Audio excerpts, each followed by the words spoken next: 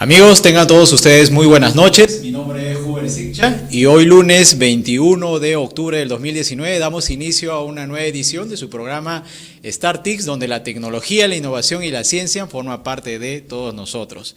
Bien, el día de hoy vamos a tratar dos temas totalmente distintos, pero actuales, de mucha investigación, de mucha ciencia, muy actuales diría yo, y para ello también pues son de sectores totalmente novedosos, al menos dentro del programa. El primero de ellos va a tratarse acerca del sector salud, nunca hemos hablado del sector salud en este medio, y posteriormente vamos a hablar acerca de la publicidad. Como repito, son totalmente distintos, diferentes. Y bueno, el primer tema para conversar relacionado al tema de salud es acerca de la bioinformática clínica. ¿Qué es esto? ¿En qué consiste? ¿Cuáles son las características, las apreciaciones de ello? Y bueno, para ello pues nos está visitando el doctor Yasser Zulcahuamán Allende. Él ha sido jefe de la Unidad Funcional de Genética y Biología Molecular para el manejo del cáncer en el INEM, del cual ahora forma parte del staff médico. Además es profesor de pregrado y posgrado del programa de residentado médico y fundador y profesor de la maestría de genética humana de la Facultad de Medicina de la Universidad Peruana Cayetano Heredia, y aparte pues es investigador de genómica, el cual ha desarrollado pues estudios de bioinformática relacionados a la neurociencia, discapacidad intelectual, epilepsias, cáncer, entre otros estudios. Y aparte, quiero comentar que es un gran amigo mío, nos conocemos hace más de 30 años, hemos estudiado juntos en el colegio allá en la ciudad de Abancay, por el cual estuve algunos años por ahí, en los años 80, y el cual tengo el privilegio de en este momento presentarlo. Yasser, ¿cómo estás? Muy buenas noches, gracias por estar. Muy bien, Huber, muchas gracias por la invitación. La verdad me siento muy honrado de poder compartir un poco lo que hoy sabemos en términos de conocimientos aplicados a la medicina y a la genética. Muy bien, Yasser, en realidad el privilegio y la invitación estaba hace mucho tiempo atrás, solo que tienes una agenda muy apretada. Bueno, Yasser, empecemos la entrevista y empecemos sobre el tema. Bioinformática clínica, ¿en qué consiste la bioinformática clínica? ¿Cuál es su campo de acción? En todo caso, ¿cuál es el grado de conocimiento que también se tiene acá en el Perú? ¿No existe algún informe, algún estudio? Por favor, coméntanos, empezando por el concepto. Sí, o sea, la bioinformática clínica lo que hoy está buscando es el uso de las tecnologías de la información al conocimiento médico. Durante muchos años, la experiencia del médico era más que suficiente para el diagnóstico, manejo y tratamiento de las enfermedades. Pero en los últimos años, en las últimas décadas, esto es humanamente imposible, o sea, y la vida de un ser humano es tan corta que es imposible que un médico pueda saber todo lo que debería. Entonces, como esto ya no podemos abarcar desde el punto de vista del tiempo, desde el punto de vista de la memoria y la aplicación a un paciente en concreto, necesitamos usar información computacional y aplicado a lo que nos interesa. Entonces cada paciente tiene una preocupación, cada paciente tiene una dolencia y cada paciente necesita un tratamiento específico. Entonces hoy la bioinformática constituye ya una herramienta fundamental y básica para este proceso llamado salud-enfermedad. Si no tendríamos esta ayuda, estaríamos en la medicina de hace 100, 200 años atrás. Como te decía, está basado en la experiencia médica, pero hoy esa experiencia médica está en bases de datos a las cuales hay que acceder en tiempo real. Y el grado de conocimiento que se tiene en el Perú sobre bioinformática clínica o informática como tal, ¿cómo lo podrías tú catalogar, Yasser? ¿Es básica, media, avanzada? No creo. Claro, tenemos experiencia porque la bioinformática se ha aplicado a diferentes áreas. ¿Qué áreas, por ejemplo? En Cayetano, por ejemplo, el profesor Simic empezó esto hace más de 10, 15 años atrás como bioinformática en general. Entonces él hace diseños, modelamiento de proteínas y ahí estaba investigando y forma parte de muchos proyectos de impacto mundial. Y así como existe en Cayetano Heredia, otras áreas también las han empezado a desarrollar. Por ejemplo, para el genoma del tomate, para el genoma de la papa, se ha empezado a desarrollar. Nosotros en en Igenómica, en el Instituto de Enfermedades Neoplásicas, empezamos este desarrollo hace 5 años.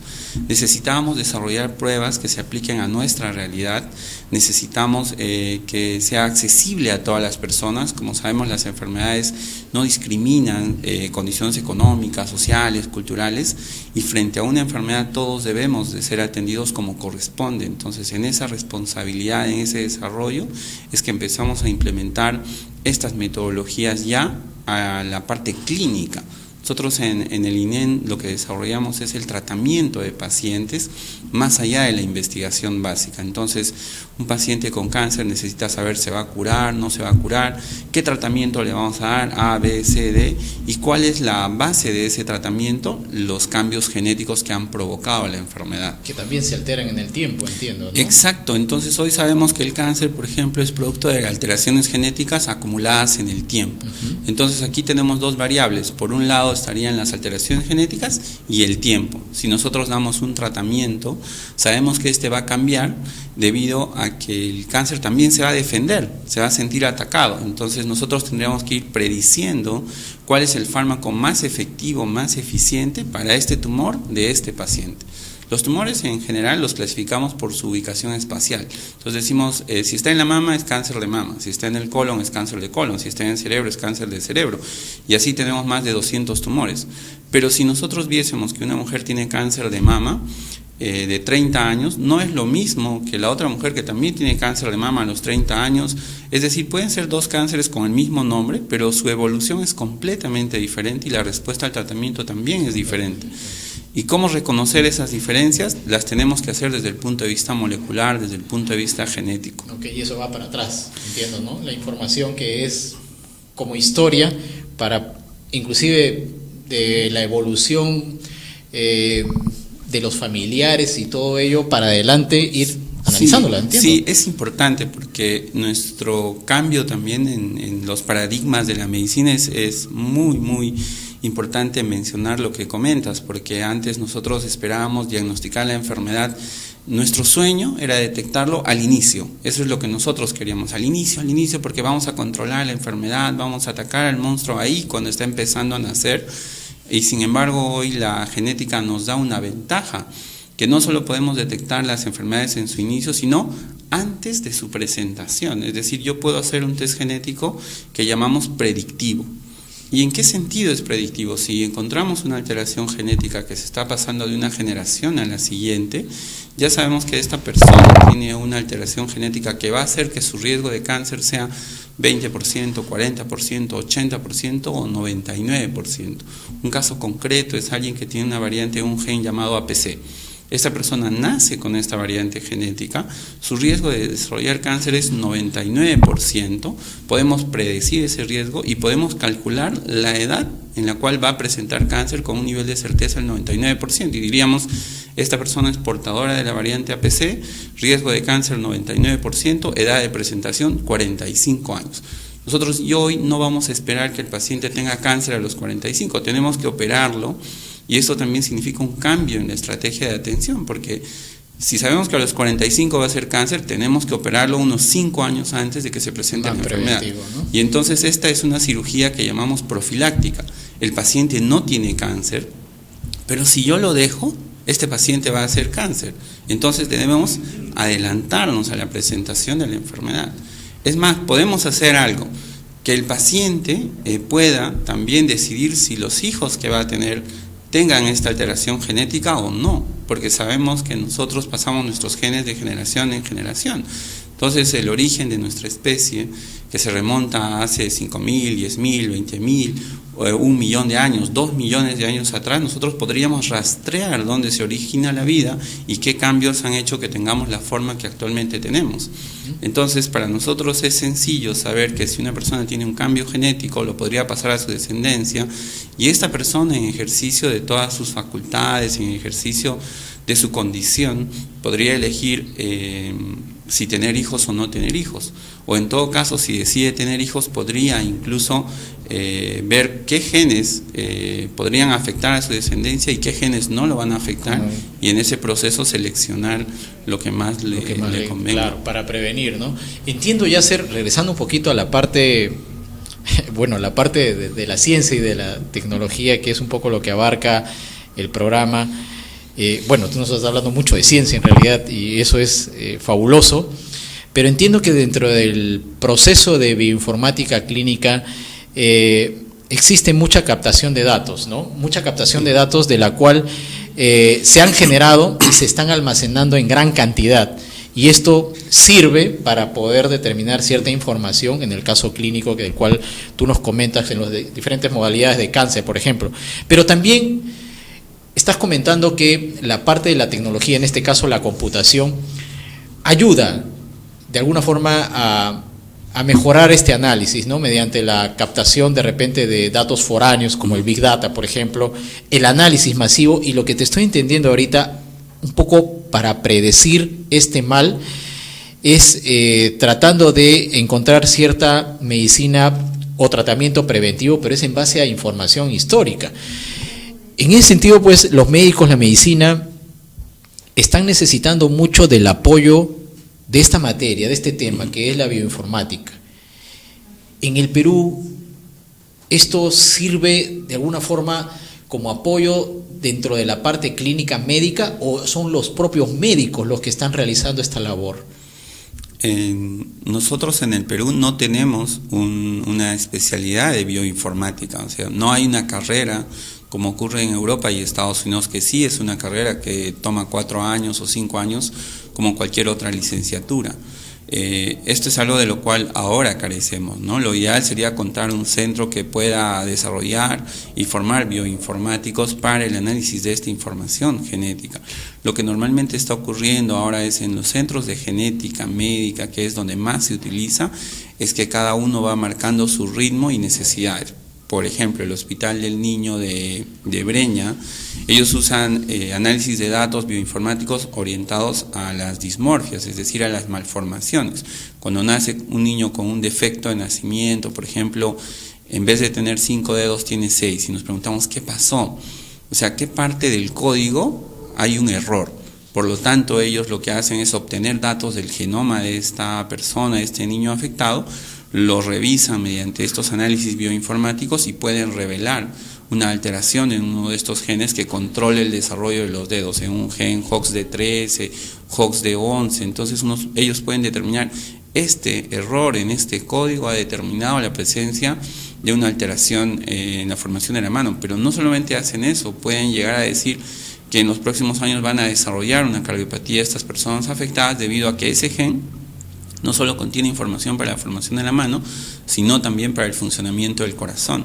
Entonces, los servicios de genética de nuestro país, los de genética médica, están bastante desarrollados en el uso de estas bases de datos, en el uso clínico. Lo que nos falta a nosotros es desarrollar los algoritmos.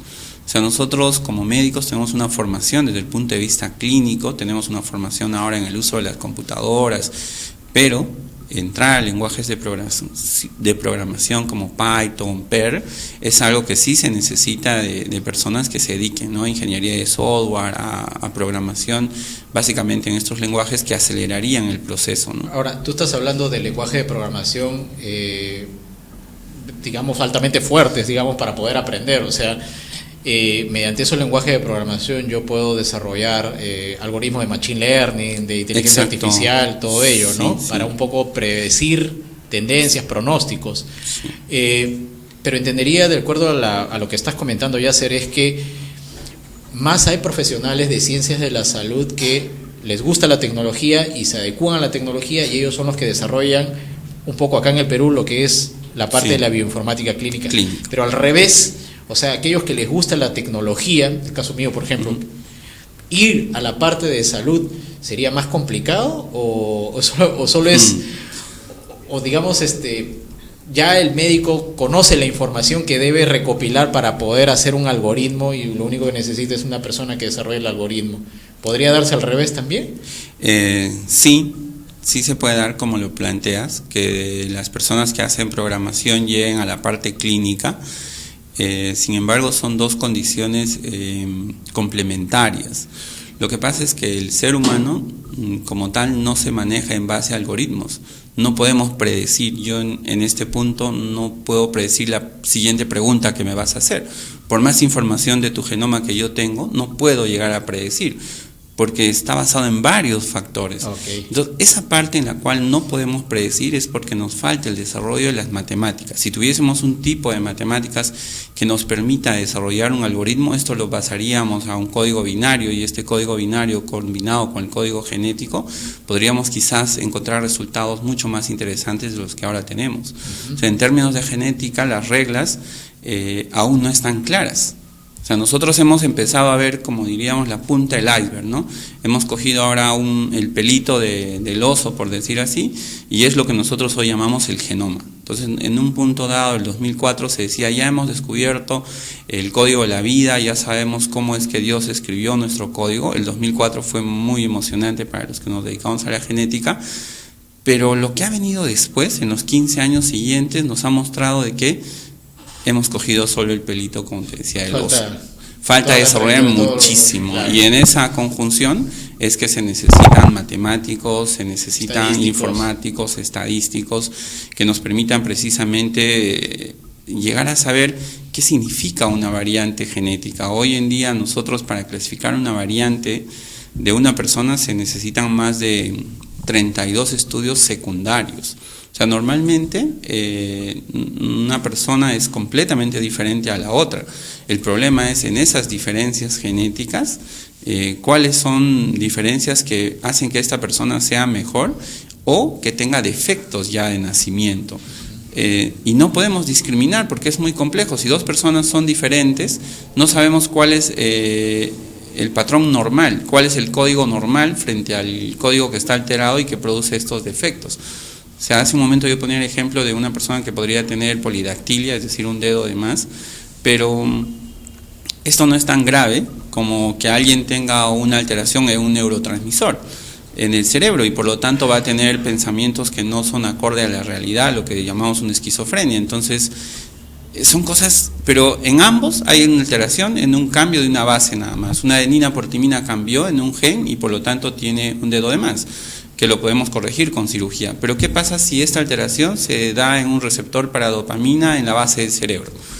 Y eso le va a alterar todo el pensamiento, la percepción de la realidad, y por lo tanto le vamos a diagnosticar una esquizofrenia. Claro. Esta parte que es tan compleja es lo que aún está en proceso de desarrollo. Todavía no tenemos las matemáticas que nos pueda dar este soporte, y apenas estamos empezando con lenguajes de programación que nos ayudan un poco a modelar estas redes, ¿no? Estas redes de integración. ¿Y ya cuántos, no sé, miles o millones de datos necesitas para hacer un análisis básico? Un análisis básico en genómica es alrededor de 3.400 millones de datos. Increíble. Sí. O sea, ya hay cualquier cantidad de Big Data. Sí, nosotros de rutina, en cáncer, por ejemplo, analizamos cerca de 8 a 10 millones de datos, con lo cual podemos predecir el comportamiento, ¿no? Increíble lo que me estás comentando. Eso yo podría hacer una pregunta en base a ello. O sea, esta información, ¿entendería se integra a la historia clínica del paciente que de manera analógica? ¿O cómo se integra dentro de una historia del paciente? ¿Con un solo dato dentro de todo ese análisis? Sí, en parte, porque nosotros seríamos la interfase. O sea, el médico tendría que ser la interfase entre lo digital que tenemos disponible y el código genético que está circulando en la sangre de las personas.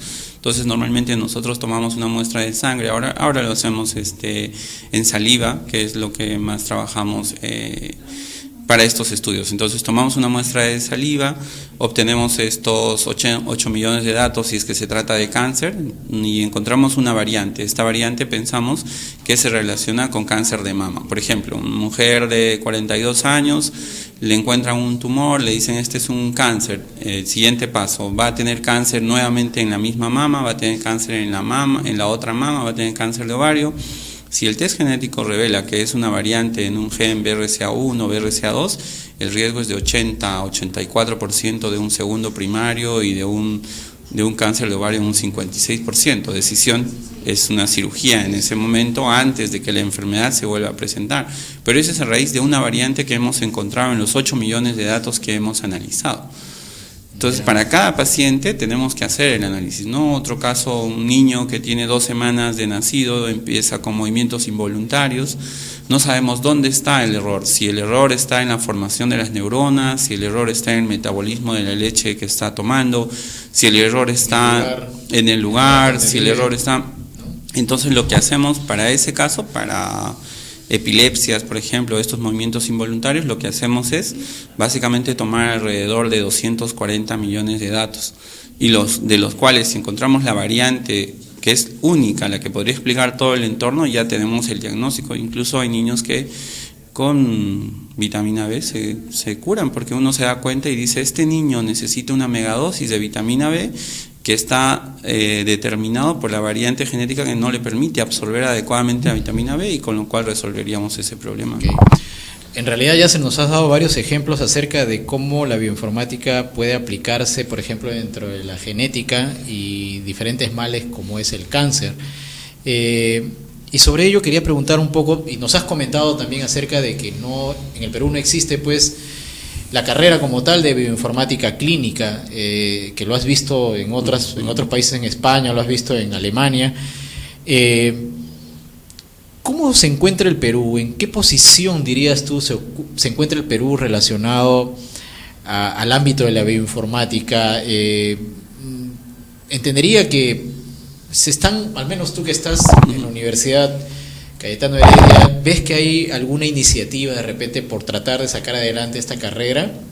Me parece súper interesante lo que estás comentando, pero con relación inclusive a las investigaciones, a los estudios, de repente comparándonos con otros países latinoamericanos, ¿ves que existe este impulso? ¿Existe la posibilidad de poder ejecutarlo, hacerlo?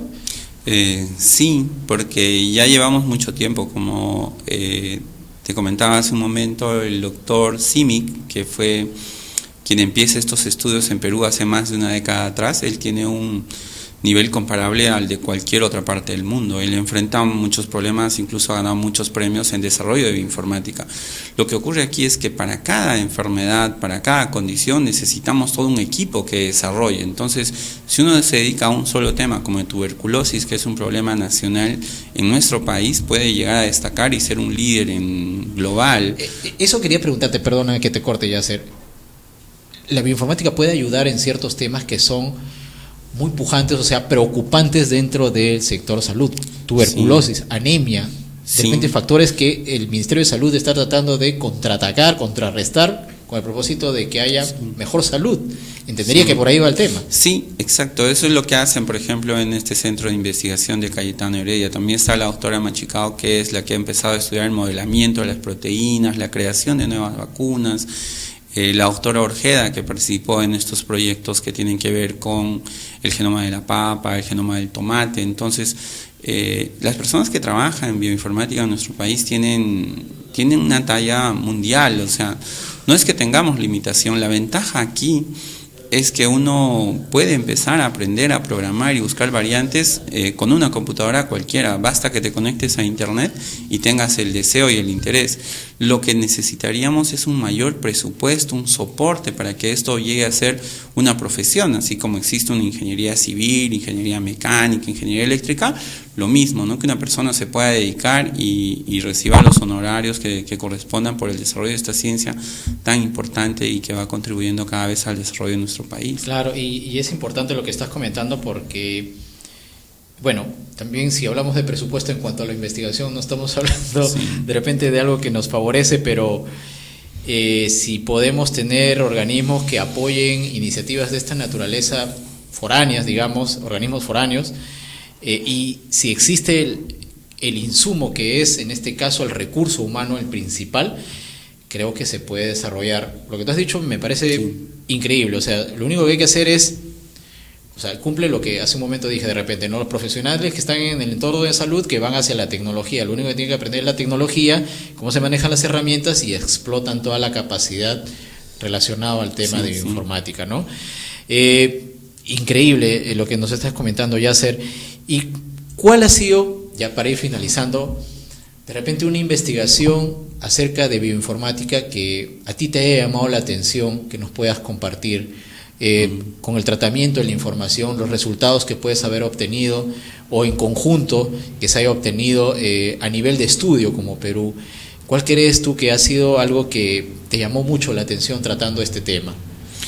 Para nosotros que nos dedicamos más al tema de cáncer en un momento dado, la elección del tratamiento. Para nosotros es impactante poder saber que hay una alteración genética que explica el proceso de cáncer en un paciente y hoy no tienes que probar con diferentes fármacos para ver cuál de ellos va a responder. Entonces, para nosotros fue un punto de quiebre en el cual el 2009 empezamos un proyecto para detectar variantes en mujeres con cáncer de mama, ¿no? En nuestra población.